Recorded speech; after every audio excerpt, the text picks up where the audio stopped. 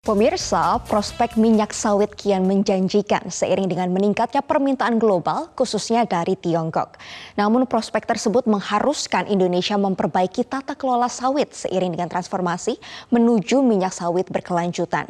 Dalam rangka mendukung industri sawit berkelanjutan, Tiongkok telah menunjukkan sejumlah inisiatif, salah satunya meluncurkan aliansi minyak sawit berkelanjutan Tiongkok di tahun 2018.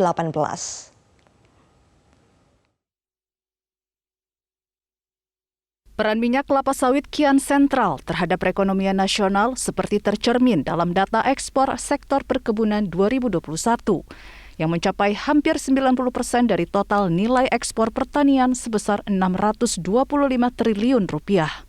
Namun prospeknya mengharuskan Indonesia bertransformasi bersama pasar global menuju minyak sawit berkelanjutan sustainable palm oil.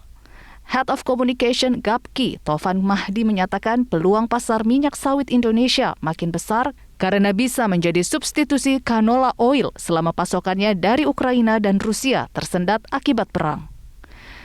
Ekspor produk minyak sawit Indonesia ke Tiongkok bahkan naik hingga 253,8 ribu ton menjadi 4,7 juta ton pada tahun 2021. Kita itu sudah konsisten saja industri minyak sawit ini dikembangkan, tentu dengan tata kelola yang berkelanjutan yang sustainable sehingga komoditas minyak sawit ini Indonesia ini bisa semakin diterima di negara-negara tujuan ekspor, terutama di negara-negara maju, karena memang diskriminasi terhadap komoditas minyak sawit ini seringkali datang dari negara-negara maju. Kalau negara-negara pasar utama kita seperti RRC atau India atau Pakistan, mereka sih tidak terlalu demanding seperti negara-negara maju, Eropa, Amerika, dan lain sebagainya. Nah ini adalah tantangan, dan kita tahu bahwa Indonesia juga sudah punya mandatory certification terkait dengan sustainability, ada ISPO ya namanya, Indonesian Sustainable, dan itu adalah peraturan pemerintah yang diwajibkan kepada seluruh pelaku usaha kelapa sawit dan juga petani kelapa sawit. Prospek minyak sawit Indonesia di pasar global khususnya Asia juga diakui Senior Manager WRI Indonesia, Bukti Bagja. Namun Bagja mengingatkan sejumlah PR besar yang harus segera diselesaikan Indonesia seiring transformasi pasar menuju minyak sawit berkelanjutan sustainable palm oil. Antara lain legalitas lahan budidaya sawit yang bukan hasil perambahan atau lahan konflik. Menurut Bagja, 50% masalah sustainable palm oil adalah kepastian dan kesesuaian ruang lahan sawit. Sisanya terkait produksi dan tata kelola sesuai prinsip-prinsip berkelanjutan. Menurut Bagja, Indonesia memainkan peran kunci dalam mendorong rantai pasok global yang lebih hijau, karena menjadi pemain terbesar minyak sawit dunia dan memiliki hubungan baik dengan negara-negara ekonomi besar seperti Tiongkok.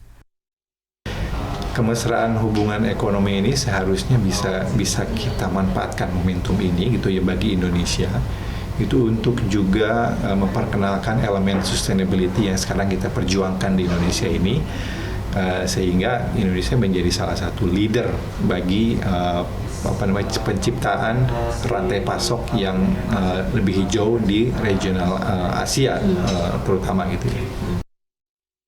Sementara Direktur Perlindungan Perkebunan Ditjen Perkebunan Kementan Baginda Siagian menyatakan pemerintah sudah mendorong praktik sawit berkelanjutan lewat berbagai inisiatif seperti Rencana Aksi Nasional Kelapa Sawit Berkelanjutan dan Perpres nomor 44 tahun 2020 yang mewajibkan sertifikasi Indonesia Sustainable Palm Oil ISPO.